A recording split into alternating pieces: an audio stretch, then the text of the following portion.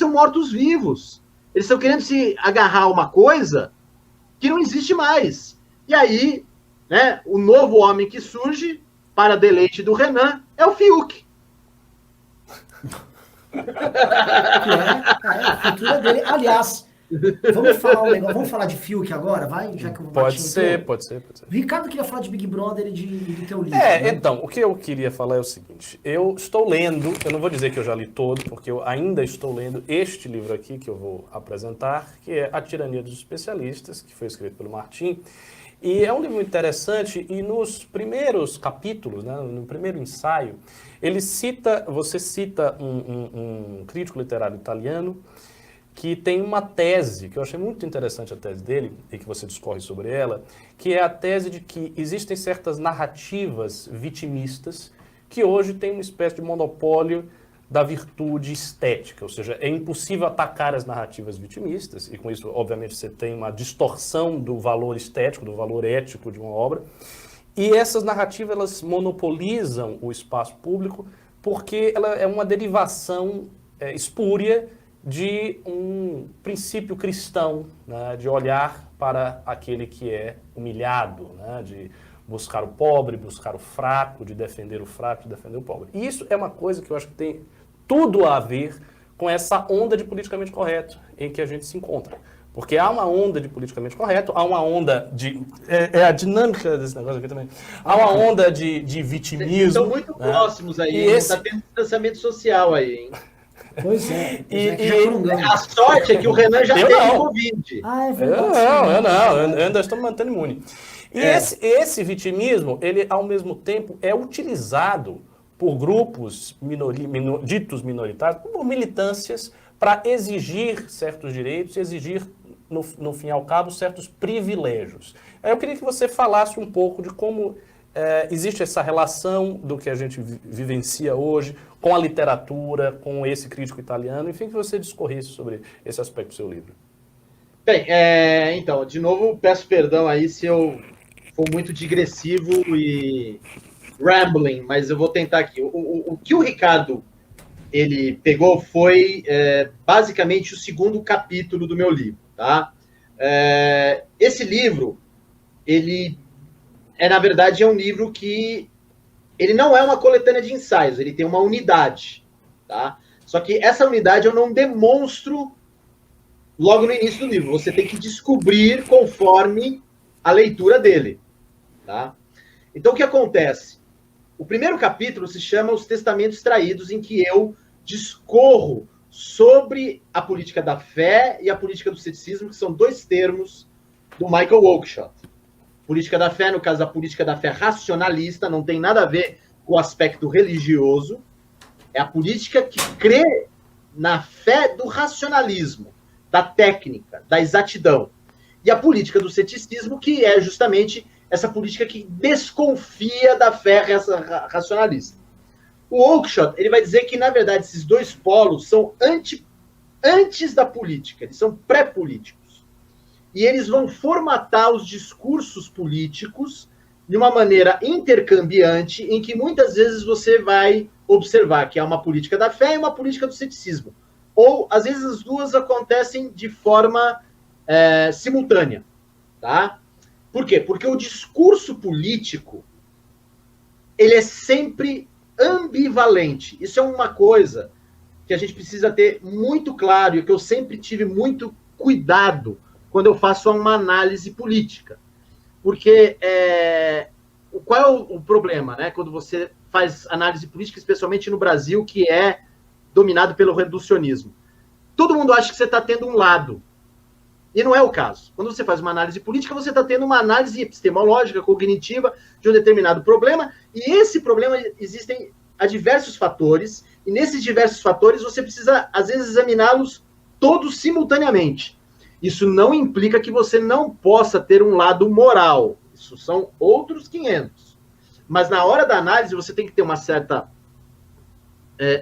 falta de paixão, né, para você observar ou tentar observar a realidade objetiva.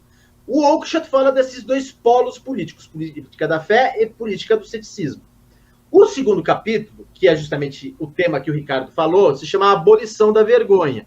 que é, eu descrevo aquilo que, a meu ver, é o fundamento do intelectual que participa da tirania dos especialistas. Que é o quê? Essa tendência patológica de ele se vitimizar, não para que ele ganhe uma discussão ou para que ele permaneça numa determinada profissão, mas para que ele ganhe poder. E isso acontece. Ou seja, a partir do momento em que você se vitimiza, principalmente se você for um artista, um intelectual, ou às vezes até mesmo um rascunho de intelectual, que é o grande caso do que acontece aqui no Brasil, e quando você passa a se vitimizar, ou seja, você não assumir as responsabilidades dos seus erros, e você acha que a culpa sempre é dos outros, aí você, por incrível que pareça, ganha poder nas relações humanas e nas relações sociais. É isso que eu falo nesse capítulo. No terceiro capítulo, que se chama justamente A Tirania dos Especialistas, eu vou mostrar que como esse tipo de vitimismo, quando ele vai entrando numa espécie de bolha cognitiva, em que um intelectual vai confirmando uma determinada visão de mundo, que na verdade é deformada, ela não representa objetivamente o real, mas ela é, na verdade, resultado dessa segunda realidade, dessa realidade paralela causada por esse vitimismo, aí você tem uma catedral, um núcleo, a tirania dos especialistas.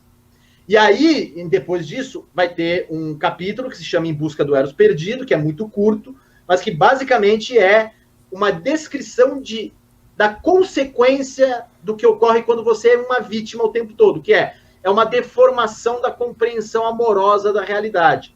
Quando você vai observar a realidade, você tem que ver de uma maneira amorosa, de uma maneira contemplativa, de uma maneira em que você aceita a realidade como algo positivo, não como algo negativo. Isso você só pode fazer isso se você tiver a sua, vamos dizer assim, interioridade erótica, que não tem nada a ver com sacanagem, nem com sexo, mas sim com a afeição, os bons sentimentos. Se você tiver essa parte erótica da alma equilibrada. Quando você vive num mundo em que todo mundo concorda com a sua visão vitimista e passa também a imitar o seu vitimismo, você tem uma deformação do Eros. Certo? E isso é uma coisa que existe, a meu ver, desde o Renascimento. E aí tem o capítulo que é o capítulo central, não sei se o Ricardo chegou nesse capítulo, que é a questão da tragédia da política. Você chegou nesse capítulo, Ricardo? Cheguei. Eu parei no capítulo em que você faz a crítica ao Olavo, que já é um dos últimos, é o penúltimo. Isso. Nesse capítulo, a tragédia da política, o que ali está exposto, vamos dizer assim, o cerne do livro, que é o seguinte: não há decisões políticas corretas, principalmente no século XX. Ou seja, você vai, em qualquer espécie de política, se você se envolver, você vai terminar inevitavelmente na tragédia. O que é a tragédia? A tragédia é o momento em que a realidade se desvela diante de si e que você vai ter que se render à sua precariedade. E você só tem duas escolhas a fazer. E aí, aquilo que eu falei de ter uma escolha moral vem nesse ponto. Uma escolha é você admitir essa precariedade de forma amorosa e tentar vencê-la assumindo responsabilidade pelos seus atos e não se vitimizando. E a outra, que vai contribuir ainda mais para a sua queda trágica, é justamente colaborando para a tirania dos especialistas e para o erro trágico da política.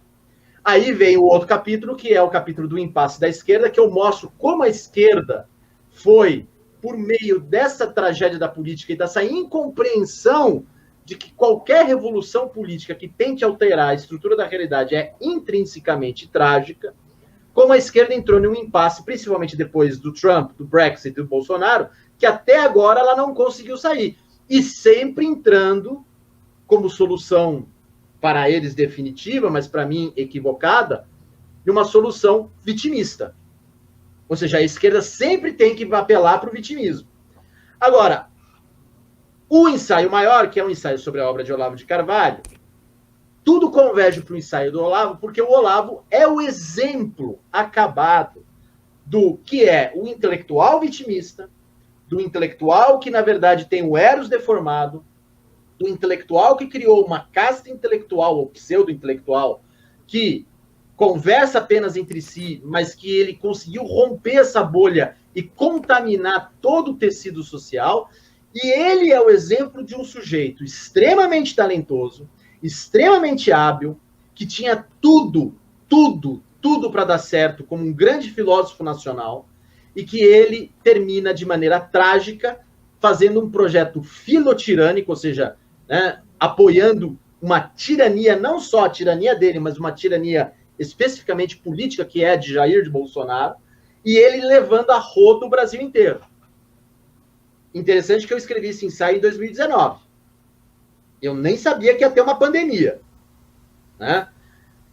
E o último ensaio, que se chama As Máscaras do Exílio, é exatamente esse momento do livro em que eu falo que é um pouco que o Renan e que vocês falaram, e que você falou, Ricardo, esse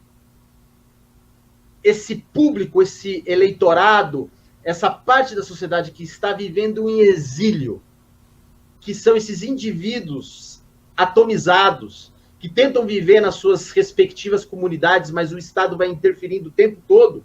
E esse indivíduo que está sufocado entre a revolta das elites do PT e a revolta do subsolo de Olavo de Carvalho, e que não consegue ter nenhuma representatividade política. Porque o que aconteceu com o Brasil nos últimos anos, com o PT e com o bolsonarismo, e representado pela figura do Olavo, é exatamente isso. Essa mentalidade do subsolo que tomou conta de todo mundo. E que nós, eu especificamente, eu fui contaminado por essa mentalidade, e eu estou tentando, desde agora, que ela não me contamine mais. Às vezes dá umas derrapadas. Né? Mas o livro é, na verdade, uma tentativa muito dolorosa de não me deixar infectar mais por essa mentalidade de subsolo. Em 2020, só para terminar, e aí eu passo para vocês, vocês devem ter visto aquilo que, de certa maneira, é um apêndice a esse livro, que é o meu relato autobiográfico que eu publiquei na Piauí, sobre o surgimento da nova direita. Né? Ali está, de certa maneira, toda a minha decisão moral, óbvio, motivada por uma situação extrema, que é da pandemia, mas uma decisão moral de chegar e falar assim, a nossa geração falhou. Algo que nesse livro está descrito de uma maneira mais objetiva, fria até, nesse relato autobiográfico que eu publiquei na Piauí, está sendo posta de maneira mais, vamos dizer assim, passional, emocional.